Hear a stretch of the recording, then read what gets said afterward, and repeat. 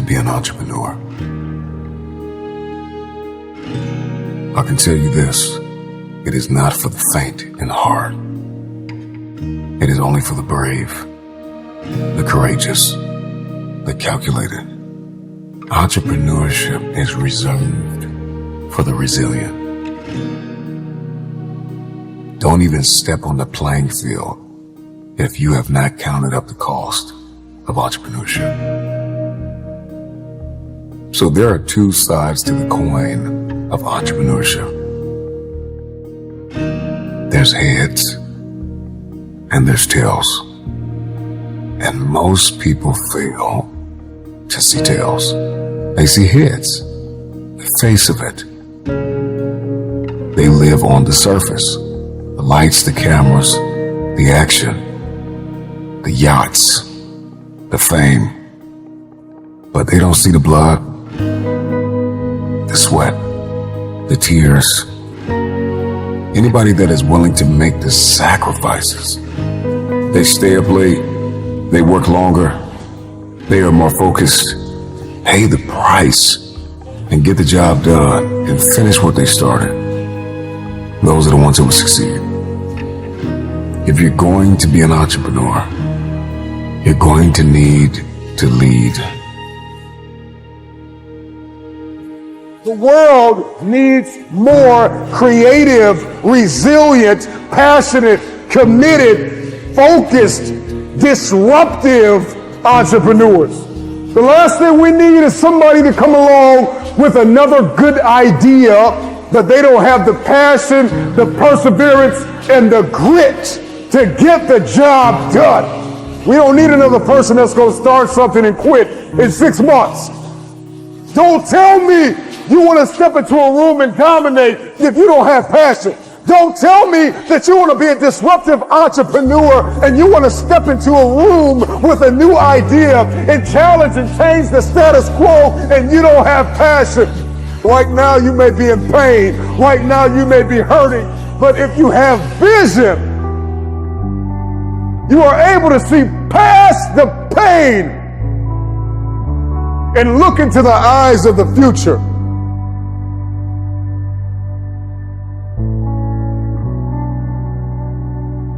Your perspective can either become your prison or your passport. It can either arrest you or release you. In 1903, it was the Wright brothers that defied the laws of gravity. And if you know anything about gravity, gravity will pull you down and keep you down. It will stop you from flight. It will stop you in your tracks. If you believe in something, metaphorically speaking, gravity will hold you down, it will hold you back, and it will dare you to fight. Your perspective can either be your prison or your plane.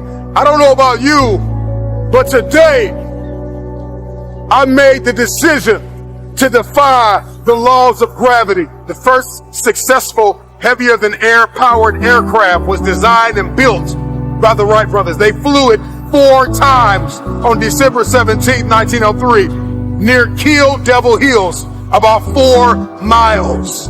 I believe possibility is destiny, and it is fear that keeps us arrested and apprehended by the spirit of impossibility. I'm gonna tell you this right now, and nobody else is gonna tell you this.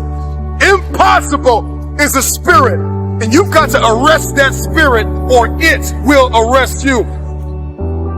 Impossibility is like a soda fountain, the easy way out, the path of least resistance, because to say something is impossible, to give up, to cop out, to fill your cup of carbonated excuses, it tastes good, but it doesn't sit well as it goes down into your system. To remove the 2 letters is the grit of existence, the binding faith of hope to your chest and letting your heart beat. You gotta rewrite the code. You gotta rewrite the script. Calling all reformers. I'm calling all innovators. I'm calling all game changers. I'm calling all world shakers. I'm calling all city shifters. I'm calling everybody that has an inkling of faith in themselves. I'm calling everybody. If you're not where you want to be financially, if you're not where you want to be emotionally, if you're not where you want to be physically, relationally, socially, 10 times out of 10, it is because you have settled in a place called convenience. Here's what I need you to do. I need you to admit the fact that you've gotten lazy. I'm gonna tell you this right now. Some praise can be poison. It keeps you locked in a state of paralysis, and you shining trophies from the past.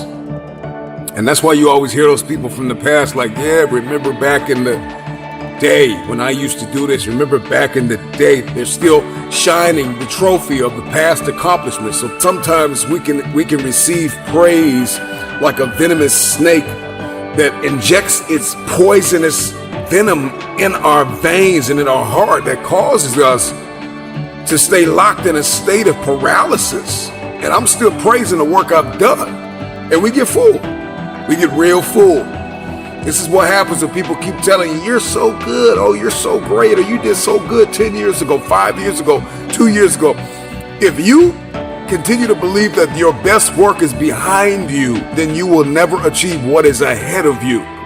Go ask any athlete, actor, musician, philanthropist, athlete, it doesn't matter. You ask anybody who is a champion, and the difference between them and their opponent is they were more hungry for it. I don't care if you got to listen to me 1,000 times. I need you to get crystal clear about your future. Because the only reason why you are here, the only reason why you're alive is because you have work to do.